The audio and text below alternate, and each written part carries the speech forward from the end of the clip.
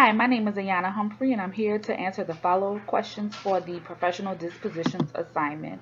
I'm going to go right ahead and jump into the questions. The first question asks, what disposition do you possess that will make you a successful teacher? After answering the survey of questions, I either strongly agreed or agreed with most of them. I feel that teachers should be that ongoing support for their students, regardless of the child's academic status or home status, always remaining professional, always being having that integrity when it comes to their students and their school system. An educator should always be committed to teaching their students whatever the content may be, whether it be ELA, math, dance, physical education. I believe an educator should always put their best foot forward so their students can know to put their best foot forward as well. And I believe that's what makes me a successful teacher. I have been teaching for a little under 4 years now, and I take pride in knowing that my students feel good leaving my class, whether I have them for 30 minutes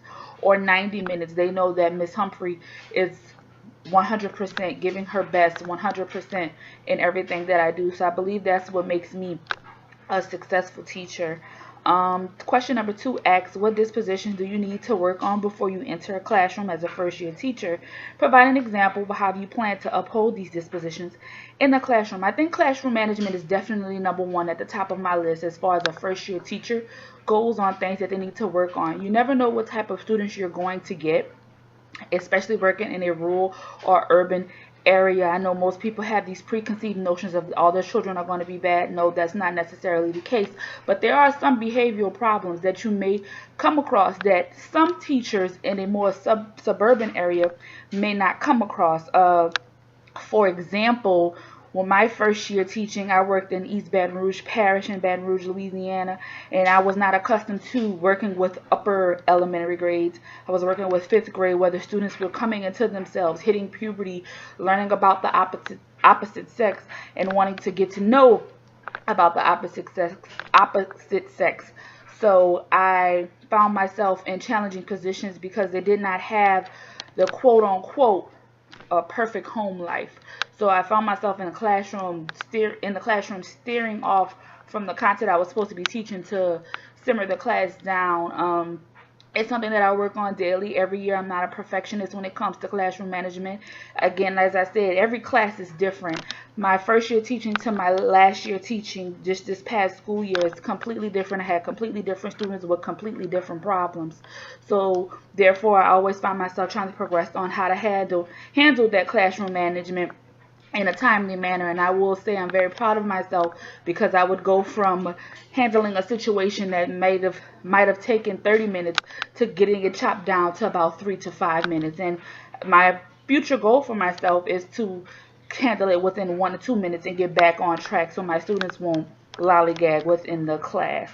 Question number 3 asks, how do the dispositions demonstrate your ability to understand cultures, genders, and learning differences to build stronger relationships with students and families? How do potential bias affect teaching? So this year, I taught 4th grade ELA in New Orleans, Louisiana, and this was the most diverse class that I've had. I've had students from almost every background you could imagine. And at first it was a little bit difficult for me because I didn't understand culture.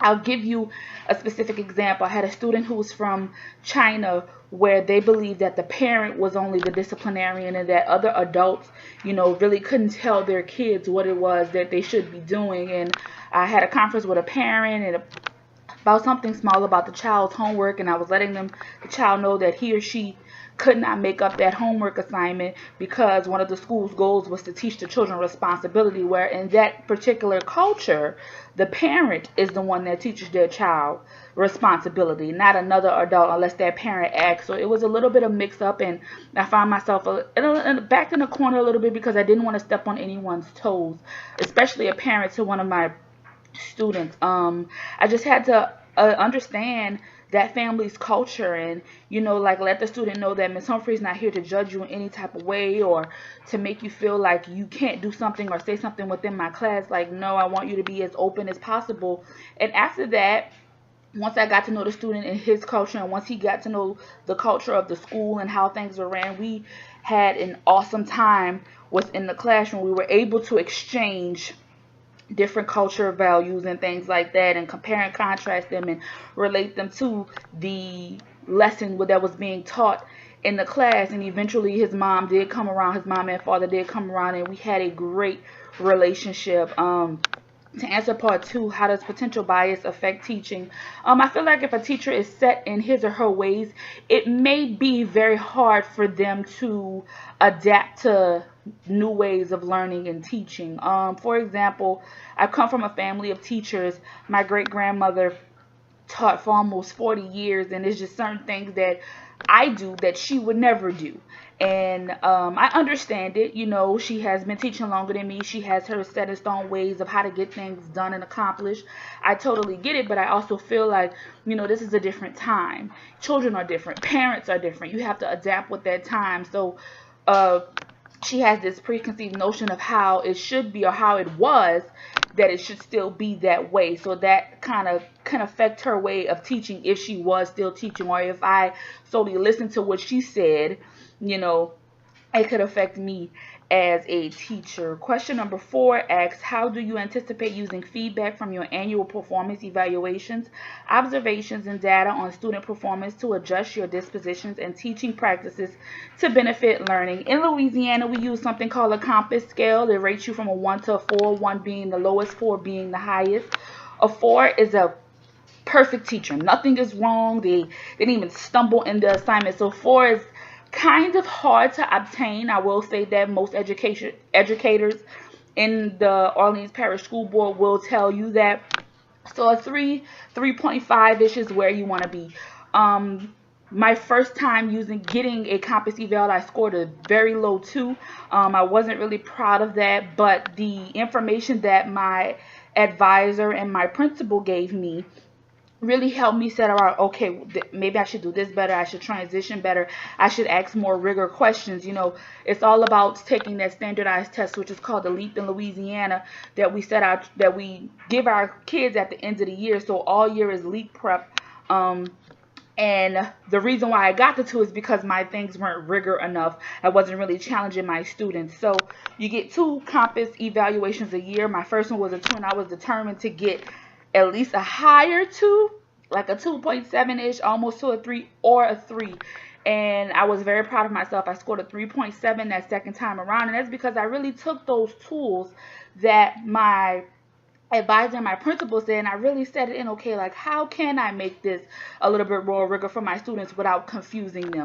How can I challenge them and make sure that they're still understanding the content that's being taught, or the lesson that's being taught? And it took me a while. I won't say it happened overnight. This was between like a 4-month span before I actually got it right. But actually going back to that first evaluation, seeing what I did wrong, and practicing it within class with my curriculum and instruction coach, asking my principal to come back in the class, looking at my students' grades, asking my students on the spot questions about what it was that we learned today. How can we apply this in our math class? How can we apply this in our science class? Because although I teach ELA, it's universal.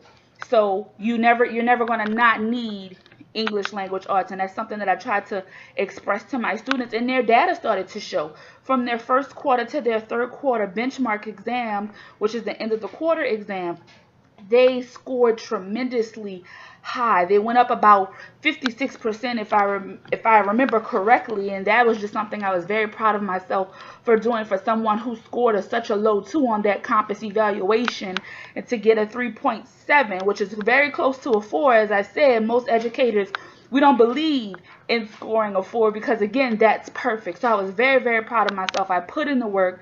I was determined to get it done and help my students the best way I can, and I ended up doing that, and that is something I will always cherish, always cherish. So thank you so much for watching my video. I greatly appreciate it, and see you later.